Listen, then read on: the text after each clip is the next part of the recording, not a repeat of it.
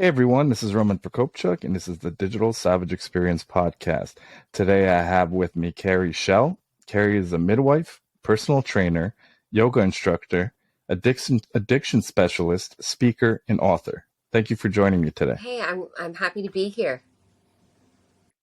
Thanks for coming on. I really appreciate it. So tell me a little bit about your journey. How did you get to where you are today?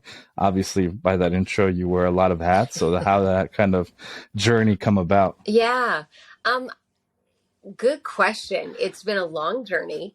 I think the big overarching one, I guess a couple of things are just being open to change and always having a thirst and an interest to learn more and to do more and just be willing to go where the path was taking me. So, out of once I had graduated from university with a degree in political science and history, I was at a seminar actually, and there was a woman giving a talk, and it was on midwifery. And back then, hadn't really heard about midwifery, and I was really inspired and called to go on that journey. So that was really my first foray into health and wellness. And for a couple decades, I practiced as a midwife and did a lot of more political work as a midwife, trying to get the profession regulated and legislated in Canada. Found that super interesting, which led me to do graduate work. And really, I was living in a rural space. And when I had decided that I no longer really wanted to actively practice, I was looking for a different to foray off into health and wellness in different spaces. That's when I thought, okay, well, I can't really do anything that my education and experience, warrants. So I just started doing things that I liked. So that's where the personal training and the yoga came in. Just feeling like if I wanted to somehow eventually incorporate that into my work life, I really wanted to make sure that I had the training and the education necessary. And just the oddest thing, I then was hired to be the director of health and wellness for a new addiction center. And that's how I got into the whole addictions.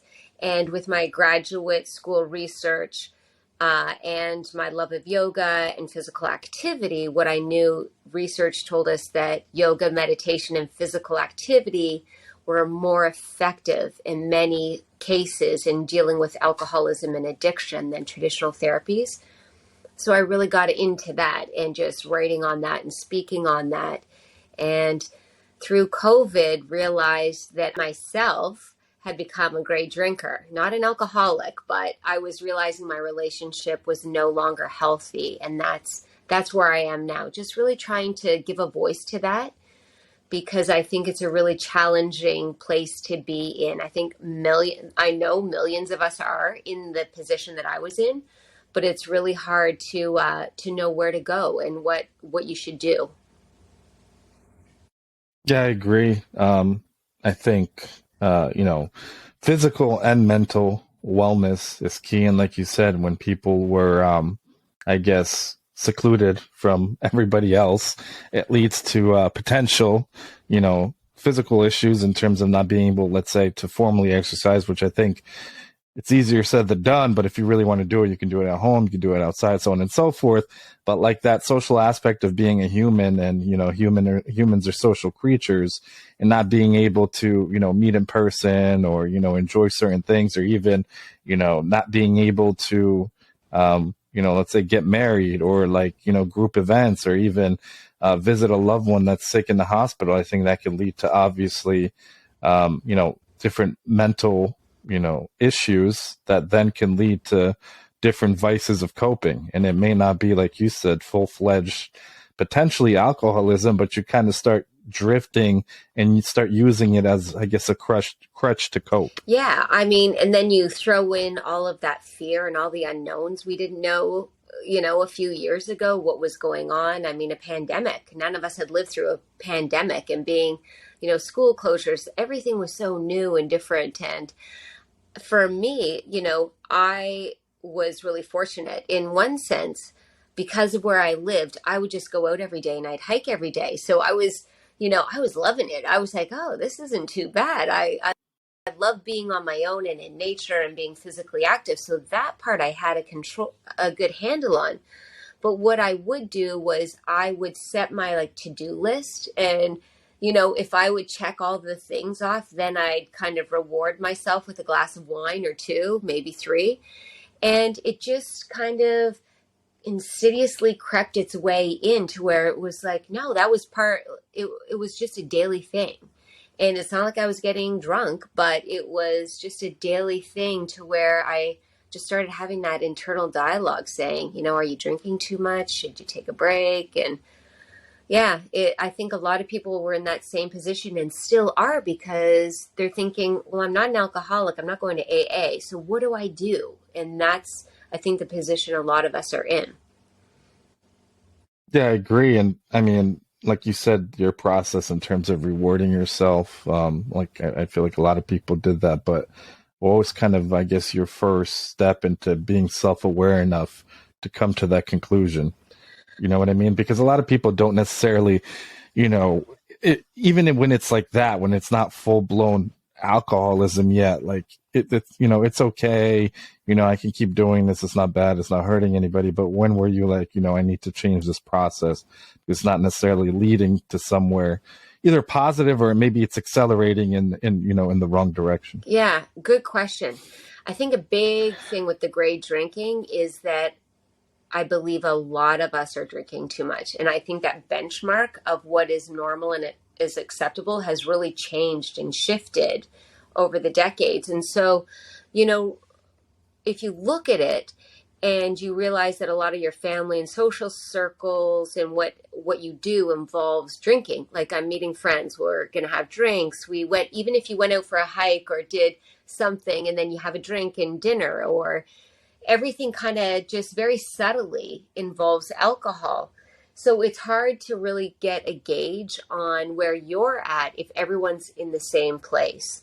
And so, that internal dialogue, I think that was the first thing when you start to have those little questions like, man, am I drinking too much? And no, I'm never drunk, but, I'm drinking half a bottle of wine a night or 2/3 of a bottle of wine a night. And, it just seems to be becoming more and more the norm. So I think really listening to that internal dialogue.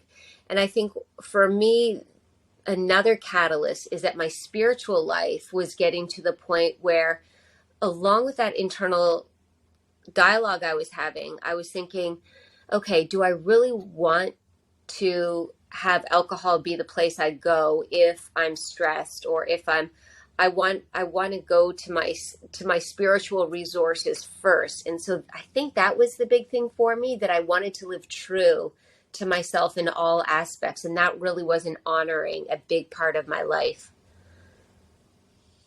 Yeah, I mean, that's obviously a lot of people can't get to that realization because it's kind of tough, and often you make excuses for yourself and you kind of like put it off, and eventually if you can't come to that, it might slip into something else, because ultimately it's one of those things where I often say it's kind of like a you versus you battle for situations like what other people say about you. Words have power, and you let it affect yourself. Like if you don't necessarily let it in, or you develop a process for coping and kind of fine tuning it, it's no one can really hurt you per se in a way. So I feel like it's the same thing with potentially moving and operating where it's, let's say, alcohol or maybe some other vice, moving into it. You have to kind of come to a realization, and it's not one of those, well, it can be like those kind of earth shattering, like aha moments, like you realize it because something else happened in your life, like a tragedy or a loss. And it may be a trigger, or it just may be something that, comes to you potentially changing your life, but it might be something more gradual. So like on a daily basis, I try to reevaluate and figuring out, like, if I'm doing something detrimental, or if it's something like flirting the line of being, let's say obsessive about something, or something that's not a benefit for my life, but it has to be, I think, done on a daily basis and reinforced, and potentially have other people holding you accountable in your circle as well. You mentioned AA. I guess obviously I've never been, but I'm obviously seeing the premise and, reading. It's you have somebody that holds you accountable that has been in a similar situation. So I think accountability to people around you, I think, is key. And a lot of people operate. Well, it's funny because you get gray area. Their life is in the gray area. They have a lot of stuff going on that nobody knows about, that if they had them as a resource or somebody to hold them accountable, they could potentially move out of that. Yeah, I agree. And I think that whole accountability piece is where it gets a bit tricky, because if all my friends, if when we get together, we all have a couple glasses of wine, but then I bring up to them, listen, do you think I'm drinking too much? Like, what do you think? And I'm looking for honest feedback to help guide me. And they say, you don't drink any more than we do. Like, no, you're good. You're good. Then it's hard to get that accountability. And so, I think AA, you touched on something really important. A lot in my work in addictions and alcoholism, in many, many cases, in most cases, there is definitely trauma. There is abuse. There is mental illness issues. There is something that is really causing some disconnect so that an individual cannot connect with others. As people we were born to connect with one another. And when we can't, because of trauma or abuse or whatever the case may be, we look to something that we'll connect with. And that could be drugs, alcohol, porn, shopping, gambling, whatever it is, whatever that vice, how you said. Now, for the gray drinker, you might not have that severity. You might not have that trauma or abuse, but you're realizing that you're looking to alcohol. Hopefully you'll get to that point. It's giving you something, right? And you have to take the time to step back to give you some sort of perspective on what you think you're actually getting from alcohol. And in most cases, you're actually not getting what you think you're getting from it. You're not getting the relaxation. The relaxation isn't what's in my glass. The relaxation is that I took the time at the end of my day to get a nice wine glass and to just slow things down and to kind of honor myself in a way.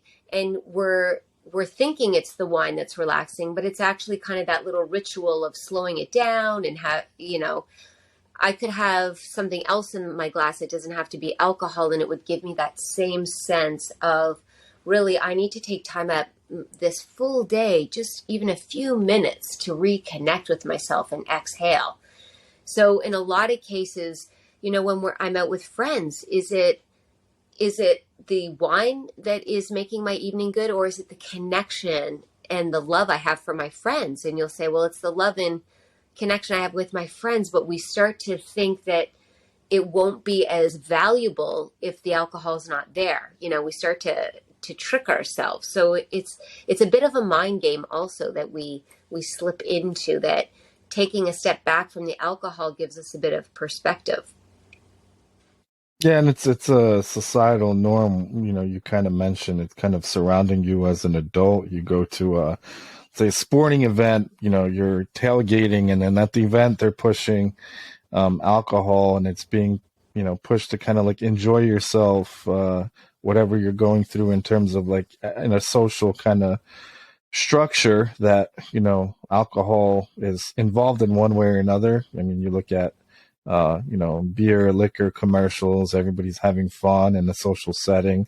So I think it's like obviously a societal stigma where if you have alcohol at a event or something that a get together, it's going to be that much more fun, right? Which oftentimes it isn't, because people are get to a point where they're drunk, and other people express themselves when they're drunk in a violent manner versus a more touchy-feely manner versus just other things. So it doesn't necessarily, and then other people obviously are more timid or shy. It feels like they're bringing out their kind of true personality, if you will. Mm-hmm. But obviously I feel like it's just kind of masking, like you said, a void that they could potentially figure out how to constructively build. Like if they're not that good in social situations, maybe they're introverted, figuring out ways to, become a more social person, putting themselves out there. Obviously, I feel like, people just think that them as individuals are anxious in social settings. I think everyone to a certain extent, regardless of, how outgoing they are anxious in a social setting, especially a new one, Mm-hmm. where you're kind of thrown into a new company, or you're invited to some kind of holiday party and it's like a friend of a friend and everybody there you don't know. So automatically you run to like, a glass of wine or a bottle of beer to kind of like, I guess, mask yourself in that environment and to fit in better.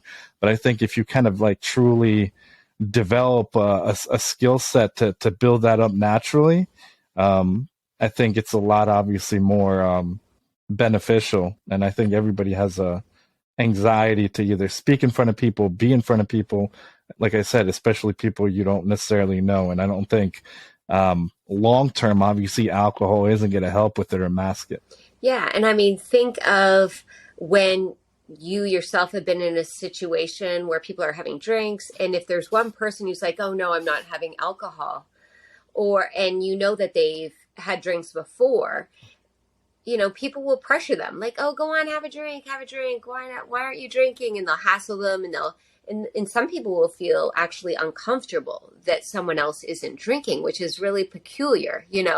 It's like if I am on a new lifestyle program and I'm not eating sugar and I'm not having the dessert, people aren't going to pressure me like, oh, they're like, okay, don't have dessert. But for some reason, alcohol, and I think it's because there's that subconscious level where people know they might be drinking a little too much, and so that you just feel more at ease. If everyone's doing it, then you never have to turn that mirror on to yourself. And the part about that socialization is if people actually stop and think, well, I was social, like I do have it in me. I may tell myself it's the alcohol which does it, that I need the drink to do it, but obviously you have the skills and the personality and all the tools within to be more social or in those social settings. But again, you're confounding it with and confusing it that alcohol is giving you that strength or that potential, but it's all within you already. And just to own that and acknowledge that can help tremendously. Yeah, I mean, I think it's easier to obviously grab a drink than, work on self development and, At a party. get that out of you. So, people take kind of like the easier way out, or kind of, I don't know if it's even comparable, kind of like the fast money, but it doesn't lead to long term That's success right. or anything kind of positive. So you're not really like building and improving yourself. You're just kind of creating, I guess, a mask that you have to keep reliving or reapplying. Whereas, if you actually focus on yourself, built that up, and no way am I saying, I'm an expert, or it's easy to develop yourself or kick bad habits or be self-aware enough to take the steps. But I think it gets a lot easier if you take one small step at a time. Like I said, like on a daily basis, I try to take a step back and possibly reevaluate what I did the last day or what I did today. Oftentimes you kind of act in the moment, so it's a little bit of reflection Mm-hmm. and maybe at times kind of damage control, not necessarily on other people, but maybe yourself. Mm. But like looking at it, or at least personally looking at it, like everything in life is a lesson or a blessing. And if you can take something out of it and not repeat it, but make yourself better, I think, in the long run, regardless of what you experienced, you should own it in that way. Yeah. And I mean, definitely, I think honoring ourselves with time. So, on a few different levels, in different situations, give ourselves the time to actually be aware of what we're experiencing and what we're feeling so that we have a choice in how we want to respond in terms of being reactionary. We're so just go, go, go. Even with our social media, you see a post and then you're quickly like, you might jump in and write something. But really taking the time to become aware of how you're feeling and what's going on with you so that you actually have then the luxury of choice and how you want to respond and go forward. The other thing is taking the time away from alcohol to really, because gray drinking isn't a clinical disease like alcoholism, where wisdom would tell us that you're not going to drink again. Once an alcoholic, you're not going to drink again. Being a great drinker is about redefining your relationship with alcohol and taking a step back without alcohol so that you can make an informed decision. So that at the end of that time, because alcohol gets through your system quickly, making a decision, because you're going to feel better physically, mentally, spiritually, after even, 10 days, you'll feel better, you'll feel lighter. And then say to yourself, okay, so what do I want? Like, how much do I need alcohol in my life anymore? Do I want to continue how I was? Do I want to cut back? Do I want to set limits for myself? Or do I want to walk away from it altogether? So if you give yourself the time to experience your life day to day without it, then you can make that informed choice about what you want to go forward. But the crazy thing is, I don't know if you've ever done this. I know I have, but if I'm like, okay, I really want to take care of myself and I'm not going to eat sugar, let's say, for a while, for a month, on day 31, what do? I probably will have a piece of cake. Like, I'll reward myself with the thing that I've abstained from. Just like if people do sober October, November 1st, they're having a beer. So we're just these weird creatures that we reward ourselves with things that we know we just don't even really want to have. But for some reason, we think that that's our reward by having the sugar, by having the alcohol, by, whatever behavior it may be. Yeah, I agree. And like you said, it's kind of coming to a realization, like, what do you want out of yourself? Like, do you want to completely, for some reason, you know, abstain from alcohol for either as long as you can, extended period of time, or in general? Do you want to limit it? Take the time to kind of reflect without it. But I mean, they say, I forget how many times you have to do something for it to become a habit. Especially, it's a lot harder for positive things for you than obviously negative, because I feel like if it's negative, or if it's a vice, or if it's getting into alcohol or drugs or anything that becomes an addiction, it's so much easier to fall into it, because it serves, I guess, a need. It fills a void, and it helps you cope, so on and so forth. But having something that becomes a positive habit, it takes that much longer. If they say that majority of like New Year's resolutions to work out or fitness get broken within like the first week, or at least at the end of January, most people that join a gym are gone. So really, like, taking your time and devoting to it. I don't know how many times somebody actually like goes out. I mean, it varies, but let's say you're out 3-4 times a week with friends or family, limiting it to maybe once a week, or you have a drink or two, like you said, I think could really help and maybe recalibrate, your consumption and the need for it in general. Mm-hmm. And, alcohol is this kind of insidious thing. I call it our best frenemy, because it's there in every occasion. It's just so readily accessible. It's there when I'm celebrating. It's there when I'm grieving. It's there when I'm anxious and mad and happy, when I'm bored, when I'm lonely. It really can fill a void for every emotion or experience that I'm going through. And so, it's so easily accessible that adds another layer. How do I find other things to help me go through these things in my life without needing to have that frenemy there? Because that frenemy is not serving me. I'll tell you that much. It's not creating a positive impact in my life. And about the New Year's resolutions, I think that we need to be kind to ourselves, because, yeah, you might tell yourself, well, I'm not going to drink for X number of days. And if I have a drink, well, I've blown it. So I may as well just, like, I've blown it. But no, it's like, have the presence of mind and awareness to say, okay, I had a drink. I had 2 drinks. Maybe I drank that night. I got drunk. Whatever the case may be, tomorrow's a new day. I'm not going to wait, like, start again. Just give yourself, give yourself a break. Don't self-flagellate, and just resume what the goal that you're trying to set out, and remind yourself of the purpose. I used to definitely be the kind of person, if I was, say, dieting and then I ate something on a Friday night, well, then I would just eat crappy all weekend and then resume Monday. It's like, but no, I don't do that anymore. It's like, okay, so I had a bag of chips or whatever I'll start tomorrow. I don't give myself the permission to continue the poor behavior because you blow it once. It just doesn't make sense. Yeah, I agree. I feel like a lot of people do that. If they say, I'm on diet or I'm on this, that, or I'm not drinking, as soon as they have like that first event, they'll justify in their mind and put it off to a later date. So maybe it's 2 weeks till the end of the month. They'll, say, let me, just finish the month out. I'll start anew on the first. Exactly. So Yeah.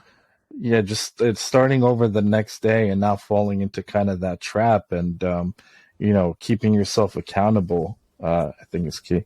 Yeah. And also, set yourself, as you were saying, set yourself up for success. If you know how you are as an individual. So if I feel I can go out to those parties or a dinner party or whatever the case may be, and I'm okay not having a drink, I probably wouldn't be the kind of person to announce to everyone, I'm not drinking alcohol tonight. Some people might do that to kind of keep themselves accountable. So again, it's a personal thing. There's no right or wrong here. But if I'm feeling that I could go to those situations and have, soda and lime and feel good about the evening, then that's great, go. But if you're thinking, you know what, I know I'm just going to feel awkward, I know I'm just going to really want to have that drink, then set yourself up for success and maybe don't go to a few social things initially until you're feeling really good about not drinking. We're all different. We all have different ways that we react in situations. So just be true to yourself. I'm not here to set out a prescribed plan that if you're a great drinker, you cannot go to social events for a month, or you're a great drinker, every time you go somewhere, you need to tell people, or it's what you feel comfortable doing that is going to allow you to have that distance from alcohol. It's all about getting some perspective and distance so you can create the relationship that's healthy for you. Yeah, I agree. So, what's one piece of advice you could leave with the audience, personal or professional? A piece of it, I would say that if you have been questioning, if you have, if you've gone out for the evening and you come back and you say, oh, next weekend, I'm not going to drink at all. Or if you find that you're telling yourself, okay, tonight when I go out, I'm only going to have one or two drinks, but then you have more, or I need to cut back, any of those kind of statements around alcohol, chances are you're a great drinker, and that's not bad. Millions and millions of people are great drinkers. You're not an alcoholic. So what I would encourage you to do, I have a free 10-day reset on my website, carrieschell.com, and just go to the 10-day reset. Click the free 10-day program and see how it feels. Now, we're recording this right before the Christmas holidays. I have no idea but again, set yourself up for success. So if you know that having alcohol is really part of your traditions and how you celebrate Christmas and New Year's, don't try to do this now. Give yourself a break and do it, the first week of January, where you've experienced the holidays how you normally have. It's not going to be awkward. You're not going to feel like you're depriving yourself, but start in the new year, and it's only 10 days. So listen to that inner voice and actually honor you. It's giving you some valuable advice, and just go for it. I agree. So I appreciate you stopping by today. You mentioned obviously the reset on your website. Is there anywhere else that somebody can find you, or anything else you have going on? Yeah, I actually have a new book coming out. It's called The Gray Drinking Reset, and that's coming out January 10th. You can pre-order it now with any reputable bookseller.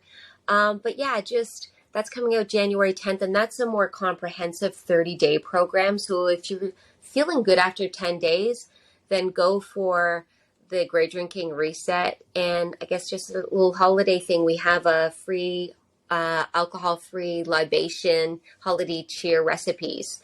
So you can have beautiful festive drinks, and if you want to have some real drinks and some alcohol-free ones, that'll give you some great suggestions.